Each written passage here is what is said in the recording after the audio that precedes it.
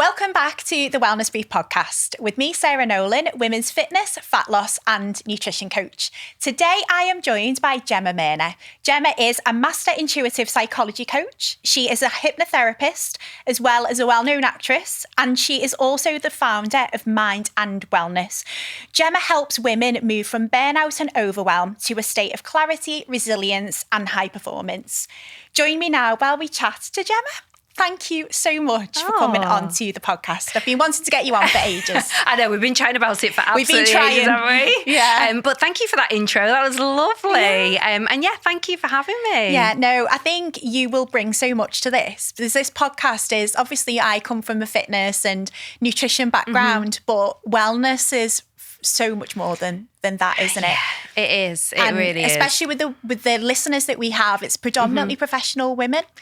And we know that it's very hard in a demanding career or role, and we're going to talk about this, to take care of ourselves, isn't it? It can be. Yeah, totally. I think, I'm complete living proof of that. Yes. When I was, worked as an actress on Hollyoaks for over 10 years, it's that thing of when you've got an ambition and a goal and you've got your dream job. Yeah. And you just work.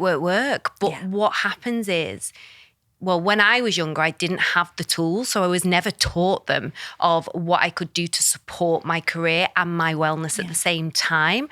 And that's ultimately what I've done over the past 10 years now after leaving the show and building Mind and Wellness and, being a coach and a hypnotherapist is have all these tools that can support demanding roles because I had to walk away from a job I absolutely loved. Yeah, because that must have been hard. It was really hard. I was going through grief as well. Like my dad passed away 2 years before I did leave, and my granddad all in 1 week. So it was a lot. It was a lot. And back then people didn't talk about grief as well. And I just suffered really bad with anxiety. I had it as a kid and never learned how to manage it. So then when, I got catapulted into fame and on a show like that, there's only so long you can kind of mask everything and put like a brave face on until something happens in your personal life and you're like, I can't carry on with the job anymore because I've got to look after me. How old were you when you went into acting then? Because I was surprised then when you said that you actually did suffer with anxiety because you would imagine that an actress, in the public eye would not be someone who would put yourself into that position. Yeah, so I started off singing when I was younger, dancing, acting. But at the age of 7, I was a really confident kid, like really confident. Everyone knew I was going to be on stage. It was that kind of thing. But at the age of 7, I got diagnosed with dyslexia and it really kind of knocked my confidence. Oh, really? It's like I changed as a kid overnight. I was this really strong, brass, didn't care, who was in around, I'd get my tap shoes on and dance to then being in my shell because I'd got this label and, I knew I was struggling at school and I couldn't read or I couldn't write. It was all these things. So back then, kids would, say, oh, you're thick. That was the thing. It wasn't understood. It's a different time then, wasn't it? Yeah, completely different time. So I think getting that label and then not understanding it and not getting the support that I should have got when I was younger, I think that knocked away at my confidence. And I had anxiety, OCD as a kid, all these things now. I'm like, I think a lot of children go through changes and things like that, but it kind of stuck with me. Yeah. And then I got my dream job at 22. Like I got Hollyoaks then and you just kind of carry on. Yeah. And I think when you're playing a character as well, aren't you? So yeah, I was playing Carmel and then I was playing another character on the red carpet that had to look perfect because if you think of the press 10 years ago, you couldn't even have one hair out of place or, it was all about bodies, how your body looked. It was a lot of shaming, clothes, awful. Everything. Like it was a really pressurized time to what we have now. Yeah.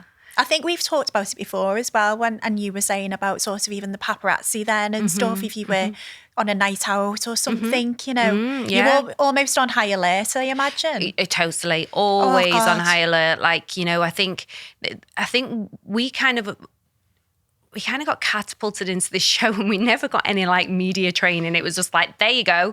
You're like these sisters. And obviously we had a brother, and we got so much attention, so much press, doing so many photo shoots. And it was when we went to London, and I remember coming out of a club, and me and Jen, and it was unbelievable. Like them shouting your name, and, you know, taking pictures anywhere where they could, trying to get up your skirt and really? As you're getting into a awful, taxi, they're trying to get that picture. Trying to probably get you, make you look like you're drunk, or, you know. Totally. Which is easy to do if someone blinks during a shot. I look drunk. I tell you now, in my 20s I was drunk. Me and Jen had a very good time. So, you know what I mean?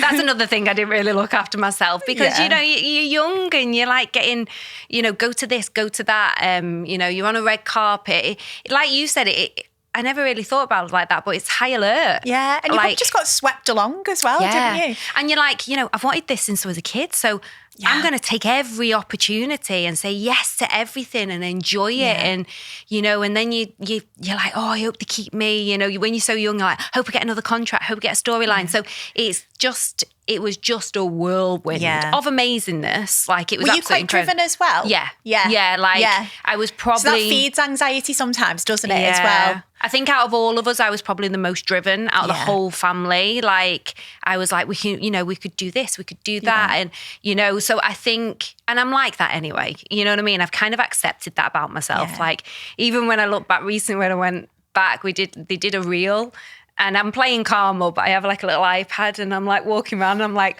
you would call me bossy if you didn't know me, but I don't like that word. I would say I'm more assertive. And it's like, I always see leadership opportunities. Qualities. Yeah. And I see opportunities, and I'm like, well, that's an opportunity. How can we make that happen? I won't wait for things to come to me. I kind of try and make them happen.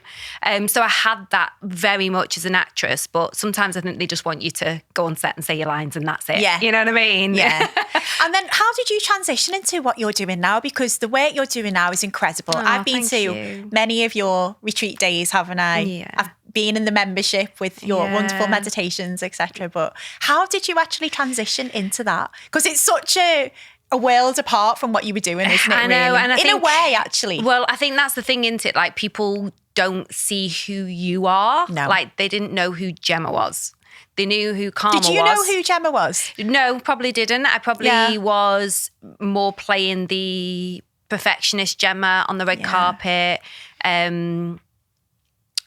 Probably kind of hid a lot of things of what I do now. Like, as I'm quite spiritual, you know, I always loved yoga. To be honest, before I got in Hollyoaks, I started to go to my local gym and met this yoga teacher who was absolutely incredible. So I started to go to some workshops with him. Yeah. And I was like 2021, and I was going to do my yoga teacher training back then. And this is before Hollyoaks? This is before Hollyoaks, I just got into yoga, and I just loved it. I loved the focus. I loved the discipline. I think because I used to dance, I quite like the flow of each movement and having that discipline. And always like kind of getting better each week. So I was going to do my teacher training back then, but my goal was I just wanted to be an actress. I just wanted to be on Hollyoaks, and I wanted to be on TV. They're the things that I just wanted to tick off.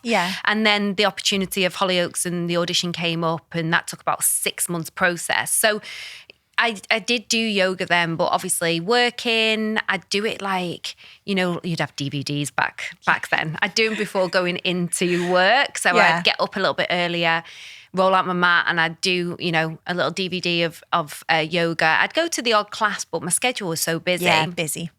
And then 2 years before I left, I just got married, and the month after we flew back from a honeymoon, and my granddad had passed away. I think it was like the Monday morning, and my dad had told me we'd landed, and then I see my dad on the Thursday, and he just looked a complete shell of himself. Like, I'd never seen him so heartbroken. Like, you know, your dad, you know.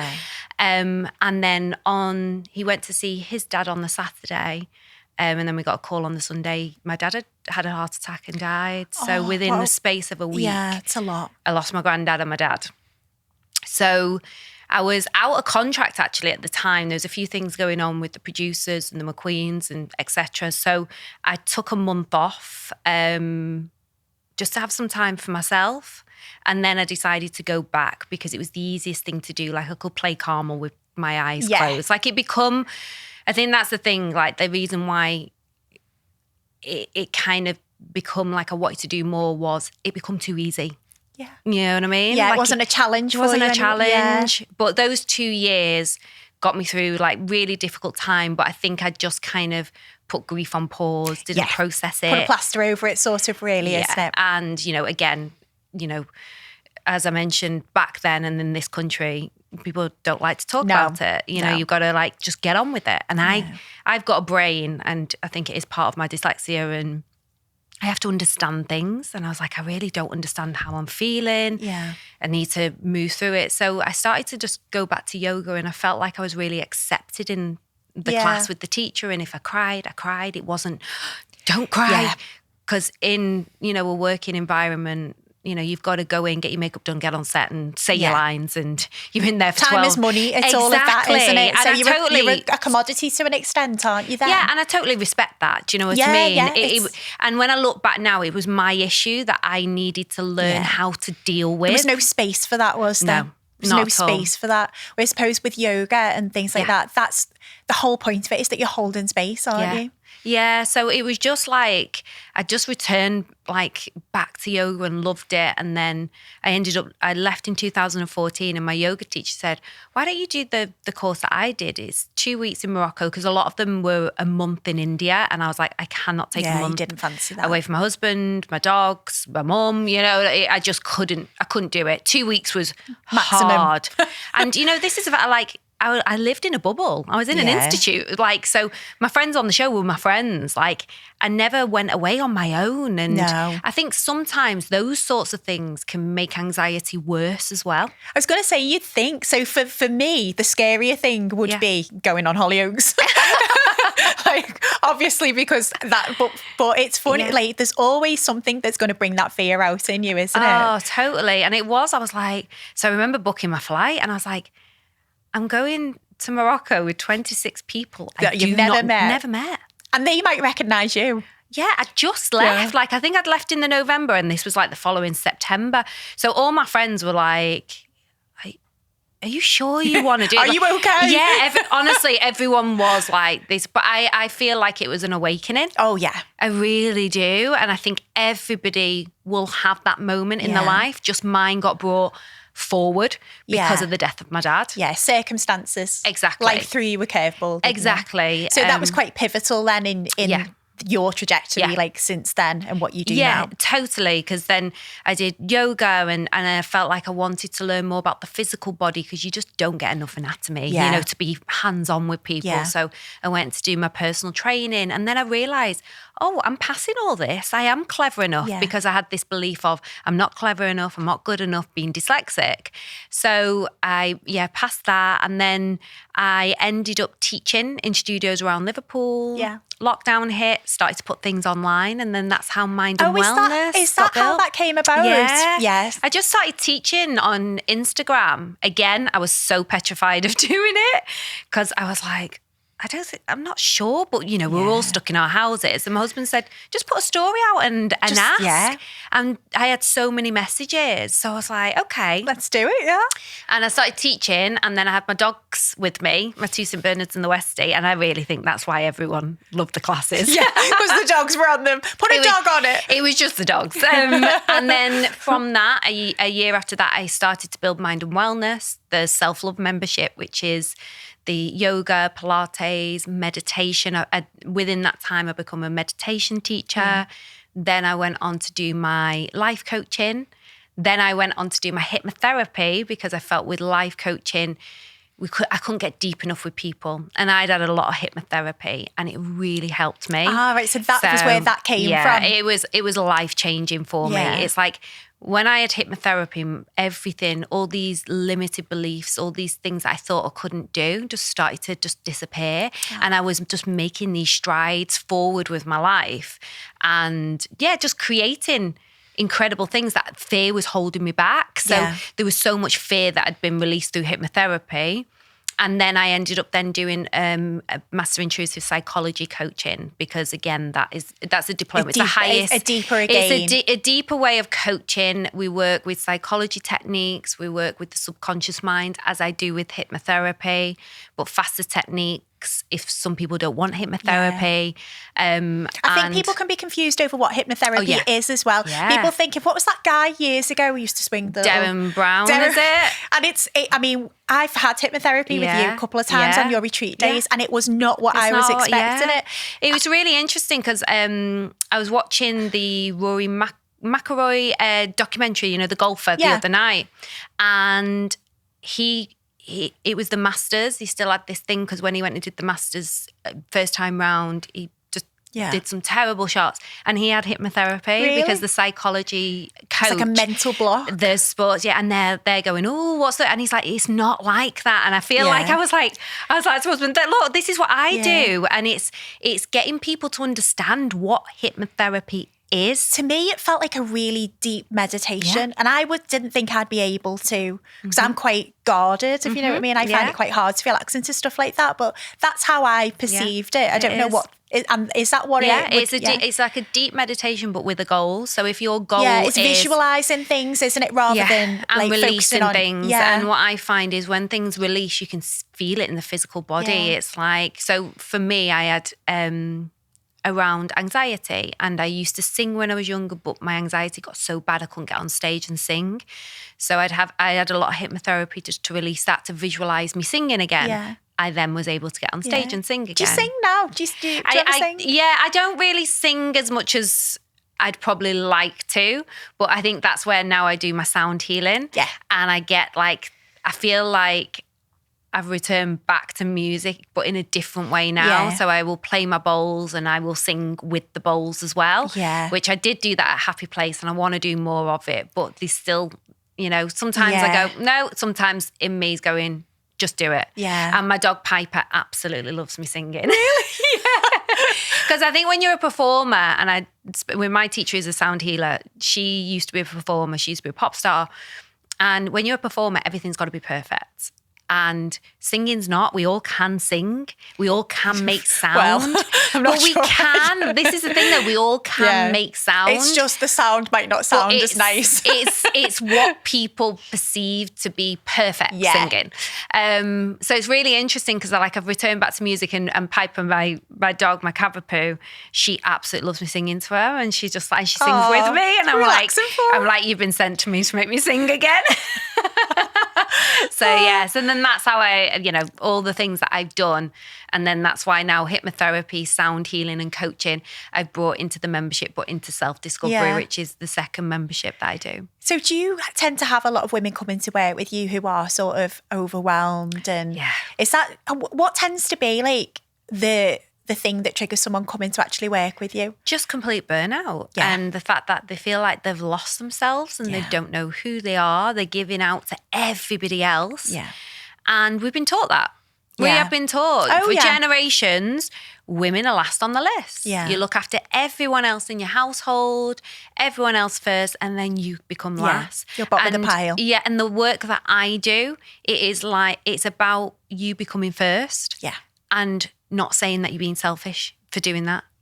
I think if you take that time for you, if you create those habits or lifestyle that works for you, you are ultimately going to feel better. Yeah. Then the energy you give out to the people you love that are around you is going to be so much better. And you're not going to be snappy. You're not going to be cranky. So ultimately, looking after yourself first and filling up your cup, you're such a better person. It positively impacts everyone in your life.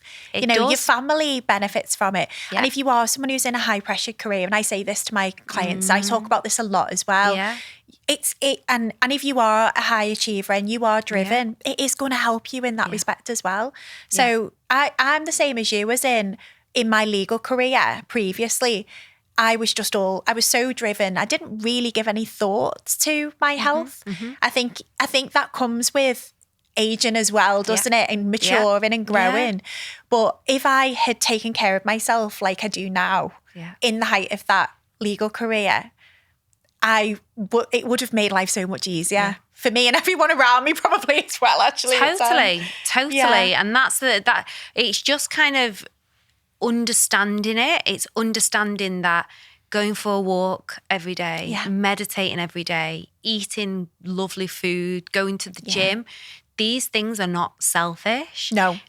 These things are a must around your career, and not like, you know, I can be guilty of it as well, working through lunch and quickly eating. And it's then hard, isn't it? It's so hard. Because life is so fast paced as well. And I think it's got faster. Yeah, it's getting faster. It's not slowing down, is it? I think unless you actively try and slow it down. Unless you do it it for yourself. Yeah. Like, you have to set those boundaries for yourself that work for you. Yeah. And especially women, the older we get, I've noticed things change. You need more sleep. You need more time away. You can't do those like back-to-back meetings or the whole week of, jumping on a train to London, back, then to Manchester, then to there. You just can't do it. You don't want to do it either. You don't want to do it. I think as well, like, what you want out of life changes, doesn't it? Yeah. Like, what I want is I'm still driven and I'm still ambitious and I'm loving growing my business. I love my business. Yeah. I also wanted a slower pace of life, and I know that a career in law just doesn't allow for it. So you've got to sort of work out what your version of success is, haven't you, that you want to work towards. And I think as you get older, that just changes, doesn't it? It's like seasons, I suppose, isn't it? Of course it does. And happiness becomes a real focus, I think, as well. Calm, happiness, joy. I think for me, joy. those are words. It's like inner peace. Yeah. Like, I love slow mornings. Yeah. And I never had them. Like, and I've always, when I look back at a kid, I could never get up in the mornings. Like, it's a bit of a hard thing for me. I do, but I need a slow morning. I can't switch on. With the job I had, I can do it. Don't get me wrong. I can do it if I needed to. I can get up at 5 a.m. and do it. But it's not my ideal. So I make sure that I have a few slow mornings in the week. So then the other days, I do have to get up early. That's fine. Yeah. But yeah, interesting you say about law. I work with a few law firms and do my corporate work with them and do workshops and work with some of them, the clients. And it's very similar to acting, the pace. Like, when I chat to them, it is crazy. Yeah. And it's so similar. I think as well, what I definitely found is that it feels out of your control as well. So because I was in litigation, I was running on court timetables. The timetables didn't take account of whether I'd slept well or whether I had, a family party at the weekends that I wanted to go to, or whether I hadn't seen my best friend for a couple of months because of being sick. It didn't take account of how I felt at the time. It was just, this is what needs to be done by this date. Get it done, come what may. And the pace of litigation is so fast. Wow. And I think as well, though, what I found definitely made it harder is the lack of what felt like a perceived lack of control. And that's hard to deal with, especially as well when I think the wellness world, with these 10-step morning routines, and you should be doing this and you should be doing that. And it puts more pressure on, when in actual fact, you just need to strip it back to basics. Wellness doesn't need to be a 12-step morning routine, does it? Not at all. I mean, I haven't got time for that. Honestly, we were talking about this on our membership call, the Connect call that we have monthly. We were talking about it last night because I feel like this year, most people I spoke to, and myself as well, the beginning of the year has been quite challenging for a lot of people. It's been for me. And we were saying now we have so much pressure in the Western world to January. This is like, we have to set our goals. And we have to be nailing life from the 1st of Jan. My God, I'm you know what I mean? And it's like Christmas coma by then. Exactly, and it's dark in the mornings, dark at night. We're in the midst of winter. Like, how can you set, what you want to do with? So what we try and do in our membership and the clients I work with, look at the seasons. And we were talking about it last night. Like, obviously we're coming into April and it is season change. This is the time now to really kind of hone in on the habits that you want to have, not what someone else is telling you to do, because there's so much noise Like Instagram, you only have to go on there and it's like, oh, well, I'm 42, I should be a millionaire by now. Like, oh, I'm not. God, I'm not good enough. Or, oh, I need to do, a hike, or I need to do high rocks, or I need to eat this, or I need to take that supplement. I shouldn't eat that anymore. I saw something the other day that said that women over 45 shouldn't have long hair. And I'm 44 next month. I said to Jed, the short back and sides is coming next year. I was like, but there's just really? And it wasn't a joke post. But that's the thing, like, that's made you really think about it. Like, I'm keeping the long hair. Exactly. But some people might go, well, actually, I should cut it. Yeah. Because if we don't have any self-trust and we don't know ourselves, we will listen so much to the external noise. Yeah. And there is so much. So what I was saying last night was, like, strip it back. What do you want out of this year? What do you want out of just this week? For you today? As an individual person. Exactly. Not what everyone else is doing. Exactly. Which, and it is like so different for everyone, isn't it? But everyone's life looks different, doesn't it? We're all built differently.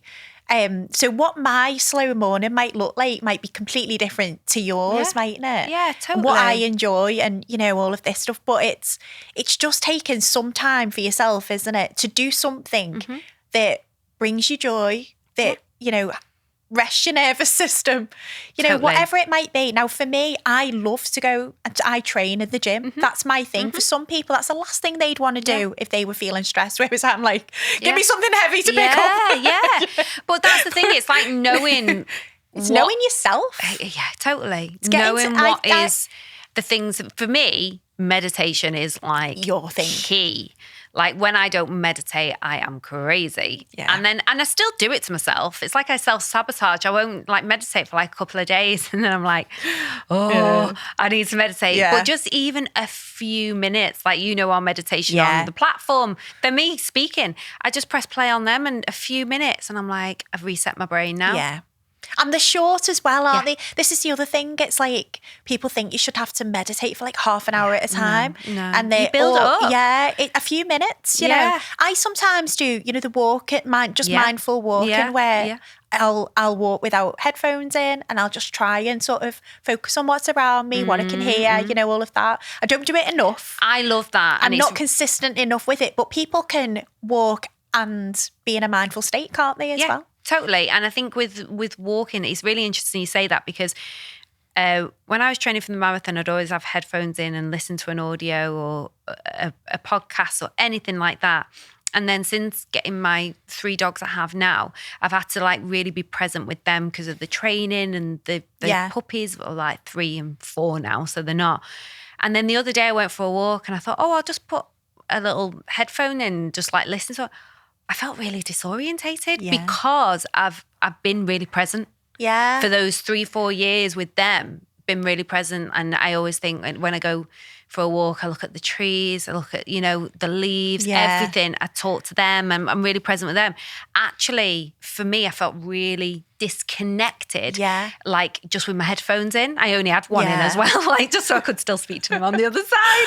But it's funny, isn't it? Like how... But that a couple of years ago, I wouldn't even attempt to step out without headphones. But how you can change things and kind of create new habits that work for you. Tiny things like I can walk somewhere and arrive somewhere and think I don't even remember getting here because I've just been like either I'm terrible for checking my phone, I'm listening to something, I'm scrolling, I'm replying to messages, so you have to consciously try, don't you? This is the thing. You do. It is hard. I don't think any of this comes easy. To some people it probably does, doesn't it? But it's like it's practice, isn't it? It's like you've just got to kind of just start small. And what we say in coaching, it's like, imagine a wall. You start with 1 brick. And then once that's in, secure, you put the next one in. Yeah. And that's how we do with coaching. So you start with 1 habit. Yeah. Once that has become second nature and it's gone into the subconscious mind where you'd have to think about doing it. Yeah. Because when we first start something, it's your conscious mind having to just kind of keep going again. Keep repeating it. But once that goes into the subconscious mind and then you're like, that's second nature now, you bring the next one in. Yeah. It's like, and I love James Clear's book, Atomic Habits on that as well, love it, yeah. which is great. And Always like habit recommend it. stacking and things like that. So like the mindful walking is a habit stack, isn't it? If you want to get your steps in, you want to get some fresh air, but you also do want to have that mindful moment. Exactly. Walk and just be present. Yeah, walking is just one of the best things we can do for ourselves. Like, even when you don't fancy it, once you get outside, you're you never feel bad, never. unless you get caught in hail. Yeah. So.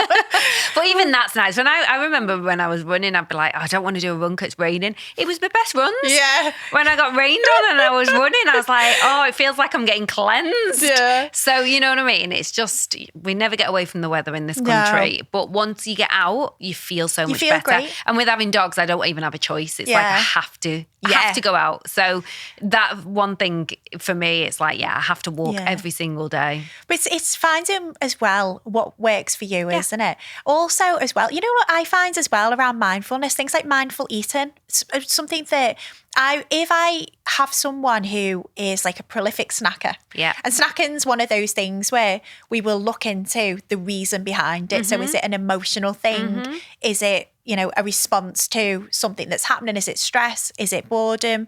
Is it pure just mindless, habit? And if it is, it's quite easy to deal with that. But we do so much of our life is mindless, isn't it? Totally. And I will often say, just take a little pause. Like when you're eating, put your knife and fork down in between eating and just actually think about chewing your food and enjoying the meal. I think we're always on to the next thing in our mind of what we're doing after our meal, or of course we are, and it's like you get. Sometimes I'm still chewing and I'm putting my plate in the like it's like no. Yeah, I am really guilty of that, of like tidying up. Yeah, because you just finish it. You don't want to do it. You hate the tidying up, but you're like, might as well just get it done. But there's so much we can do to like slow our life down a little bit, like those little moments, isn't it? Like little pockets of like... Yeah, totally. I think it is just creating, I always say, create a good morning routine, and then once you've done that, create a good evening routine, and then start to like add the little things in that work for you. And I always say, don't ever feel bad of when they go. Do you know what I mean? Like if you've gone, I've done really well, because you'll build it up again, but you'll build it faster. Of course you will. Because it's already a habit. Yeah. But and wellness isn't about perfection, is it? Not it's at about all. Doing what you need to do in the moment to... I always say, wellness can be just like sitting there and having a cup of tea. I know. Or a coffee. Like listening I to love the birds. my cup of coffee in the morning with my breakfast. I don't have an empty stomach anymore.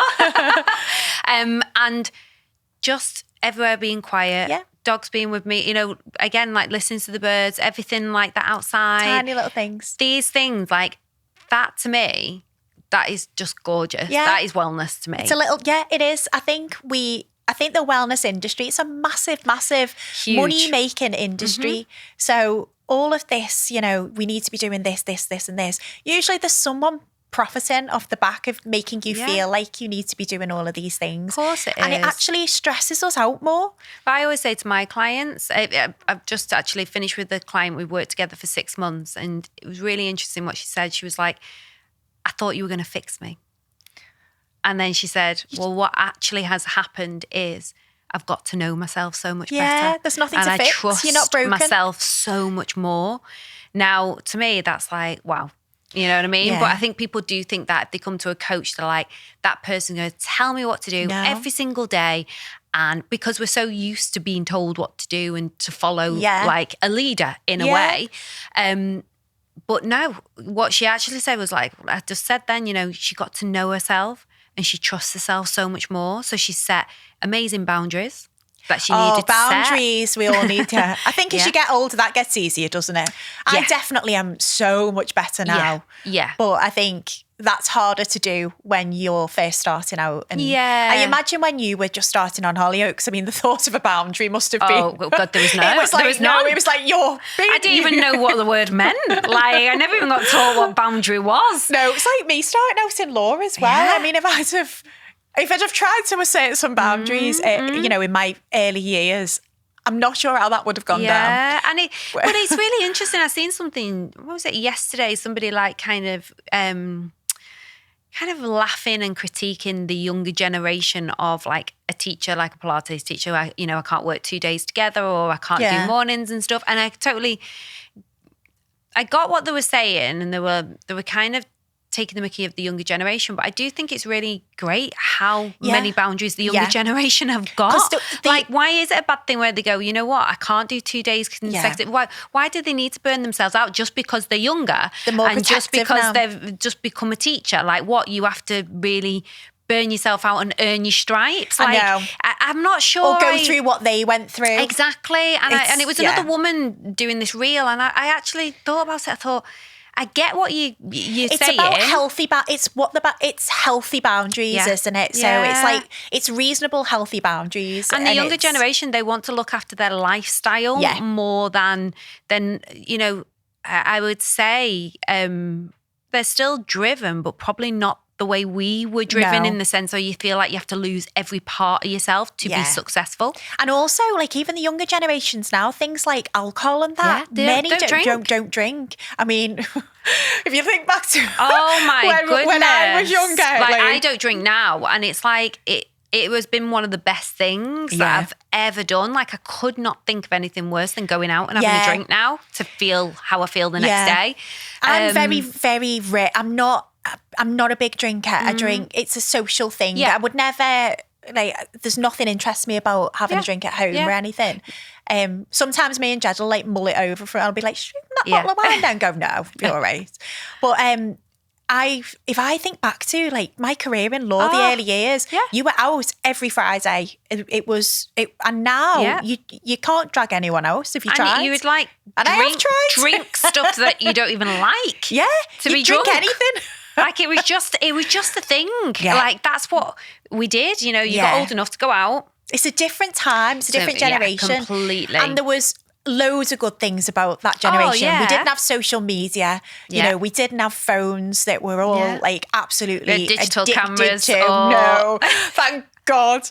Digital cameras or throwaway cameras you take out in your handbag. Super snaps. I used to have super snaps, and then you'd actually have to go and get them developed. I know. But there's good and bad in every time, isn't there? So there was some amazing parts of it, but there was also some pretty damaging parts of it for our health, and it's created a generations of people who are really struggling to take care of themselves. They are, because their norm is when something stressful happens, pick up some alcohol. Yeah. That's their emotion, you know what I mean? Yeah. And then if you take it back another generation, that no one talked about depression or mental health was not it was discussed. Just like, people, would have a drink or, and it's just noticing if you are doing that, like who can you go and talk to, or can you kind of, replace that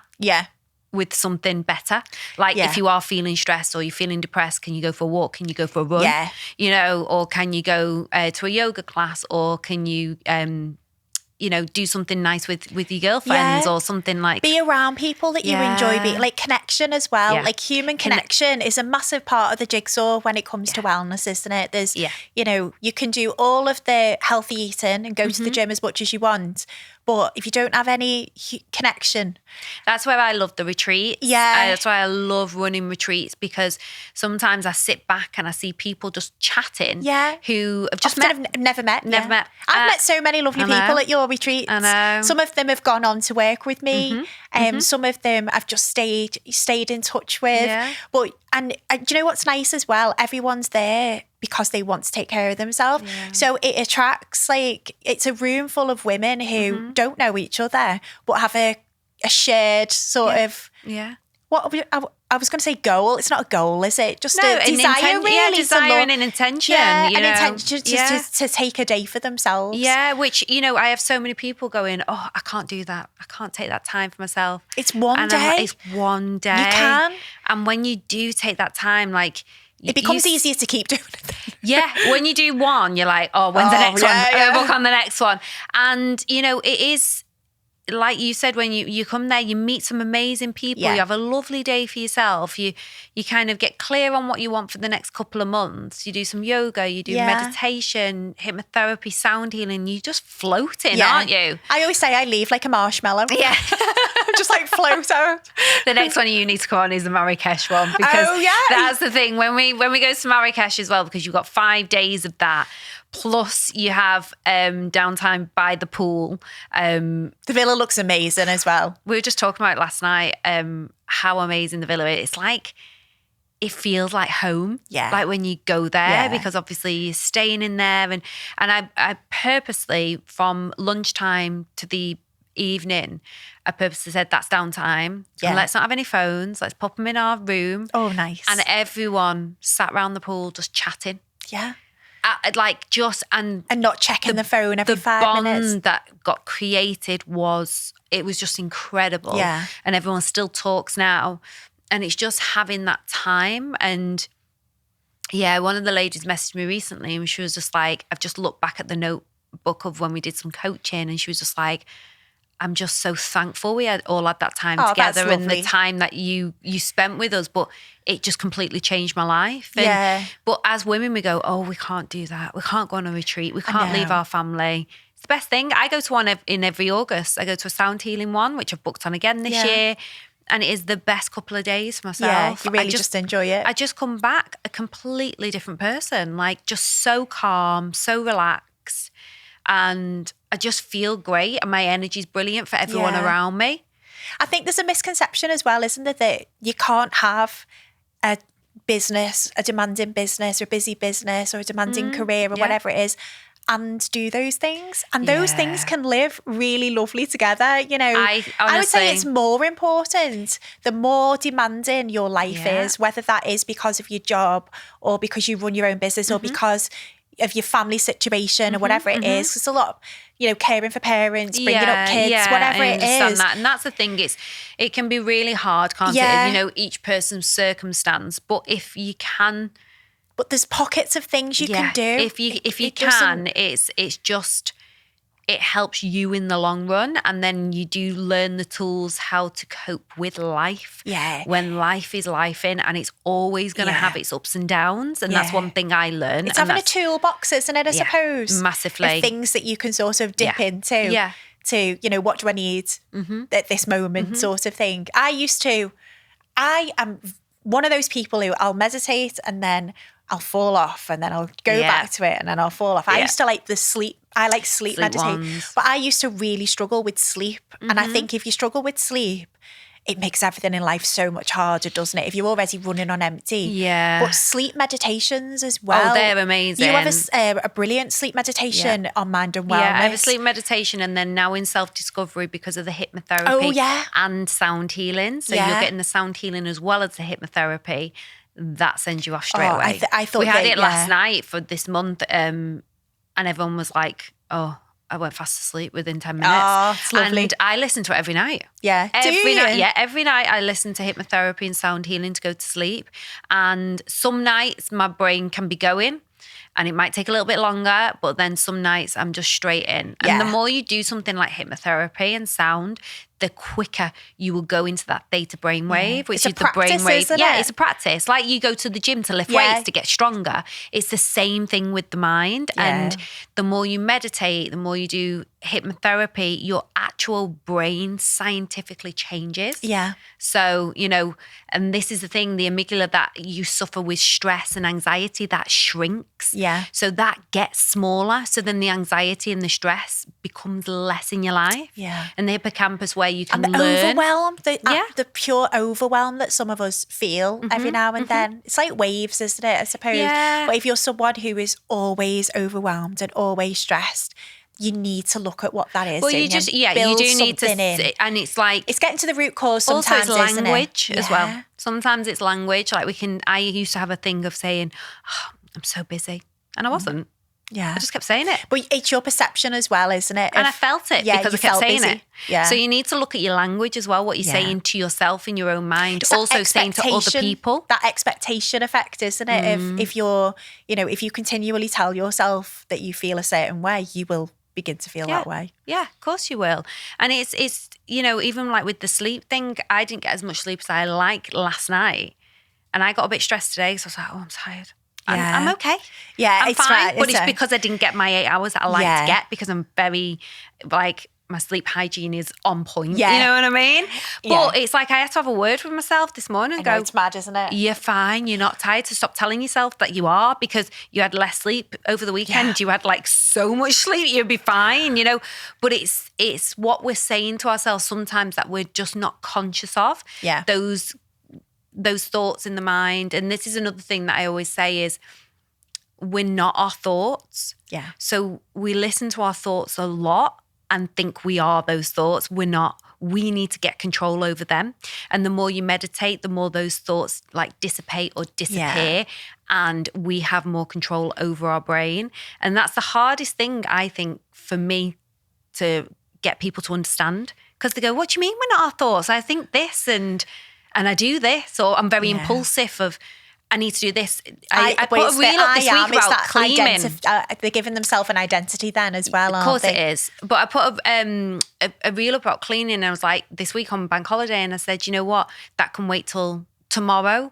And someone said, oh, my brain tells me that I've got to do it now. And I'm like, what you've got to do is leave something and go, it can get done tomorrow, and still teach be your there brain tomorrow. That you do it tomorrow. Yeah. Because that is when fine. then your mind and your thoughts are not taking over your life. Yeah. I know. I get this even, with around sort of exercise, nutrition, things like that. I can't do that, or I can't have, like Easter, we've just had Easter. I can't have Easter eggs in the house because I just have to eat it all. I'm like, well, you don't. You could have a bit each day, but you're telling yourself, you're not even challenging that narrative that you have to eat, all the Easter eggs in the house all at once. Yeah. Like, you can live with chocolates in the house, but you have to be willing to challenge the thought that you're having. Well, that's an old can't. belief, because what's happened is you probably did that one time. Yeah. Maybe two And now you times, think 3 that's times. just the way you and are. that's your belief. And then that's all you think now around, because what our brain does, it needs evidence. So when it's got the evidence, It's like, that's what's going to happen. there we go. That supports what I think. Exactly. So then that's where like hypnotherapy is really powerful, because we can change that. The narrative. You can change it in the subconscious through hypnosis. And that's why it supports anxiety, giving up smoking or anything like that, because that's what we can do. We can change it when you're in that hypnosis. But when you're, what you're talking about then, it's just because your brain's got evidence that probably one time you ate it all. Yeah. And it's gone, well, I'm like that all the time. Yeah. But actually, no. And what I'm going to do, I'm just going to have a little quarter and put it back in. Yeah. And it's creating then a new pattern around chocolate. And I always say as well, you get to enjoy it for like 4 days then instead of just the once. And you don't get all that flood of like all that what's the word I'm looking for? Well, like where you feel guilty. Yes. You're like beating yourself up for it. You don't get all of that comes from it, which you shouldn't ever feel guilt around food anyway. Not like at it's not the all, way. But people do, And it's just having more control. Like I am such a person, like I can have 2 pieces of chocolate and put it back into the fridge. I've always been like that. And people have not understood me for that. But I they'll think, say, how'd you do that? Yeah, but I think for me, it is just like a discipline thing. I can just do that. Yeah. But I couldn't beforehand, but it's just creating a new habit. Yeah. So years ago, I would never have thought of it like that. But now, like, it's just the more and more you do something, the more and more you build it into your daily behaviours. And you can change your behaviour. You can change your whole behaviour. You can create new programs. Yeah. You can create any life that you want to create. Yeah. It's just about starting. I know. And also, I think often we want everything now, don't we? And if we can't do everything right away, it's like you were saying before, we're starting with the one, the one brick. Yeah. Start with one thing and then just build on that. I always say, even with the girls who like, I'll start working with me and they'll be, I'm not very active. It's like, okay, well, I'm not going to put you on 10, make you do 10,000 steps a day. Yeah. If you're currently doing 5, we're going to aim for 6. Yeah. And then when we are comfortably doing 6, we're going to aim for 7. And we're just going to build it. So it doesn't feel like you're going from 0 to 100 all of a sudden. Exactly. And it feels manageable. It feels more enjoyable. And that's how then those habits will stick. And you get time to build it in. Exactly. And it's even like, I always say with people who come to me who say, I really struggle to do workouts. Like, I just don't enjoy it. I really struggle with it. And I'm like, what you actually, the biggest part is getting your clothes on, your shoes on, and starting it. Yeah. Once you start, you're fine. Yeah. Like, the actual workout isn't the problem. It's the blockage you've got between you and actually getting started, isn't it? Yeah. It's the same principle. It's getting started. Oh, yeah. Always the hardest thing. I created a new habit of run club. So I go to a run club every Sunday. Yeah, you've got right into running again, haven't you? I love run club. And it was really interesting, like at winter, Christmas time, we kept running like over the Sundays, and I was like, is it still on? But the year before, because I did a marathon and it was a goal, it's very easy then to just let it go. I was like, it was a goal, did it, done it, then I didn't run. Off the list. Yeah, then I didn't run again. And I was like, oh my God, you put that much effort into it. And that's where I don't like goals in a way. And I always use the words like intention, because when we set a goal and we do it, we sometimes, as it happened to me, we then go, we've done it now, that's it. It's what happens afterwards, isn't it? Exactly. So it's about creating that habit. And I noticed that, in winter I was like, I'm like near Christmas, I'm like, we've got a run club. And every single week, but what has got us to go do run club every Sunday is we go for a run and I get a croissant. And then when I come home. Oh, nice. Yeah, I come home, I have my coffee, croissant, watch TV. And honestly, what that a morning. has kept that habit and ingrained it for a good year where I can't miss it now, because I absolutely love going on. And it's a social thing as well. Yeah. But I don't even think about the run now. We just do it. But it was because I gave myself a reward as well afterwards. Yeah. So it's these things like, if you are creating a new habit, what reward could you give yourself? Yeah. And keeping your eye on why you're doing the things you're doing. Yeah. What your why is. Why do you like it? For me, it's like, I know every single week I've got that cardio in, I meet up with some lovely afterwards. Women, have a lovely little chat, feel great, and I get my croissant. That is the main thing. So you know what I mean? It's like these things of like, it's become one of your non-negotiables. And it's become like, I don't even have to think about it now. I just get up on a Sunday and go. It's like me, I get up and I train. I don't always want to, but I don't give myself the option of talking myself out of it. It's just what I do. Yeah. I train at the same times, mainly the same times each day. On the days that I train, I have a couple of rest days, and I don't put any thought into it really. Yeah. I just get dressed and go. If I sat there and argued with myself about, do I want to do this? How do I feel today? I would never get anything done in any aspects of your life, come to think of it. Yeah. There's certain things where they're good for you. Yeah. And you're going to feel good when you've done them. You might not always fancy it at the time, but you're never going to regret it. It's thinking of the after feeling. Yeah, that after feeling of being like, I've done it, I've got up, I've done it, I've shown up for myself, kept my promises that I made for myself. And that's the thing, if you don't keep the promises, you're just letting yourself down. You start to doubt yourself. Of course you And are. it was like you were saying before about, your brain's already looking for evidence that you're a failure or that you can't do this. So don't feed it. No, not at all. By breaking your promises with yourself. Yeah, totally. When it comes to non-negotiables for you then, this is what I've been asking everyone at the end of each podcast. What would be your sort of non-negotiables for taking care of yourself then? I think we've already probably got some of yours from this. So mine is walking. That's the biggest one. Eating well. Yeah. The sleep. Yeah.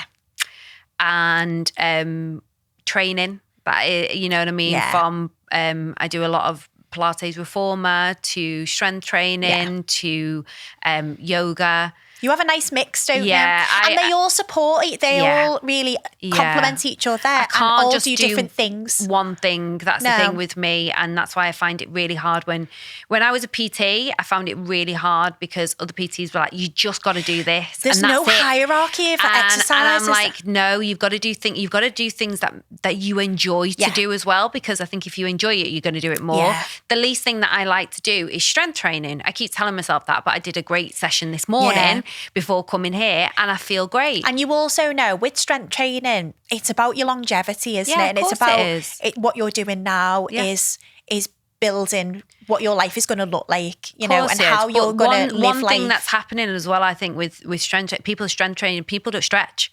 So I get people in my reformer class and they go, well, this is just my stretching. No, it's and not. I'm like, it's not. Different. You need to put something in like yoga or dynamic stretching. If you're going to do strength training, you need to stretch. You need to have yoga. Especially like things like hips and that. If you're lifting heavy, you're doing like glute work and stuff, you need to be opening up your hips. I say if I didn't do yoga, honestly, I'd struggle. I have a very stiff body, even though I'm quite hypermobile, but I have a stiff. So when I wake up in the morning, my body feels stiff. So I have to stretch. I have to do yoga, and that is the one thing that I try and tell all my clients as well when I'm teaching reformer is like, please stretch more. And then when I give them stretches, you can see they're like hating me and want to come out of them, and I'm like, no. This is what I'm doing for you, because if you can do this, you keep your body moving for longer. Yeah. Oh, I love those non-negotiables. They're great. Yeah, and what else? I've got absolutely loads now. This year was the year of like focusing on skincare as well. Yeah. Because I think that's a nice little thing for you when you're getting older. I love I've always loved skincare. I always have been into that. I don't have, when I say I love skincare, I'm really interested in it. I have like a really basic dermatologist. I have a prescription, you know, Skin and Me. Oh yeah. I've been getting their prescription, so it's like an online dermatologist, isn't it? For years. Yeah. But aside from that, mine's quite basic. Really? My skincare I've been doing routine. gua sha, like the little thing. I've got the red light mask. I've got the red light mask as well. To put it on. I've got the neck one as well. Oh, I need the neck one. Yeah, the neck is... Because when you're getting older, these are the things you can't think of. The red light, I've been when like, you catch yourself every day in the I've got wrong the way. shark one. Which so one? every I've got day... Current Body. Every day I've been using it this week, and I'm like, that again is a bit of my non-negotiable, but a couple of weeks ago I keep forgetting. I know, that's the thing. Or you just put your cream on, don't you? And you're like, God. But that again is a really good thing to do. And I think, just taking care of yourself, it makes you feel so much better. And hydration as well. Yeah. Like, I'm a big thing with hydration. Oh, and magnesium. My list goes longer and longer and longer. As you can tell, over the years, I do really look after myself now. It's funny, isn't it? We go full circle. Oh, yeah. From being a complete burnout, I am never, ever going back there. Like, I am going to look after myself. Yeah. So these are the things but again, they've just, over the years, I've just started to habit stack them. Yeah. That's it. Honestly, it's like, simplify it, strip it right back. Yeah. Do you enjoy it? Does it bring you joy? Does it support your health? Exactly. If you can honestly, the wellness doesn't have to be stressful. I think for some people, it's literally, is it an oxymoron, is it called, where it's like literally the complete opposite? I don't know if that's the right word, where it's like wellness should not be stressful. Yeah. Like, I know. I think it's the complete opposite. I think it's the industry though. Yeah. Like I was saying, like there's so much noise around Don't it. overthink it. I think there is so much. And one thing I'd say to people is stop looking external for people to fix you.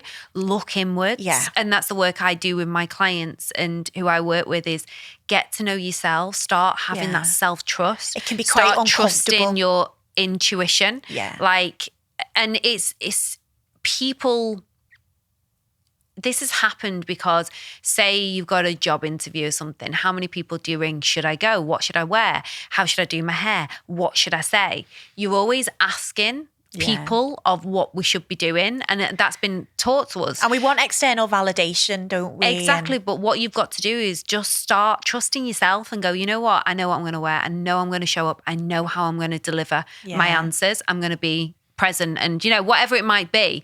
But one thing I teach my clients is get to know you. Yeah. Because sometimes we might be 30, 40 and we don't know ourselves. And it can be quite uncomfortable for someone getting to know themselves, I imagine, as well. Because but the best relationship you'll ever have is the one that you have with yourself. Yeah.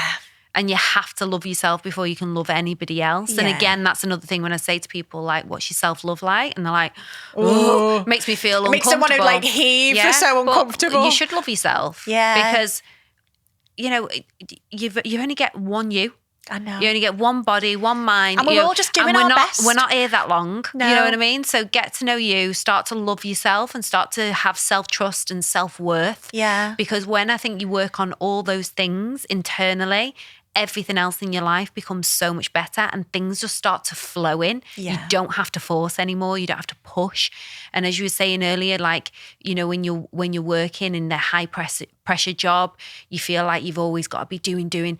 No, when you work on you and you stand still, things and the most amazing opportunities will just come to you. And the ability to cope and to be able to deal with those and to be in the best position to put yourself forward for opportunities as well. Yeah. I just think it's, getting to know yourself and just, loving yourself. Oh, I love that. That's the takeaway from today then. It's been amazing having you on. It really has. Thank you for having me. I'll put your details in the show notes so people can get in touch with you if they've got any follow-up questions. Definitely. Or anything. And like I said, always on social media, you know, if anyone's got any questions, please just DM me or email. Oh, amazing. Thank you so much, Gemma. Thank you.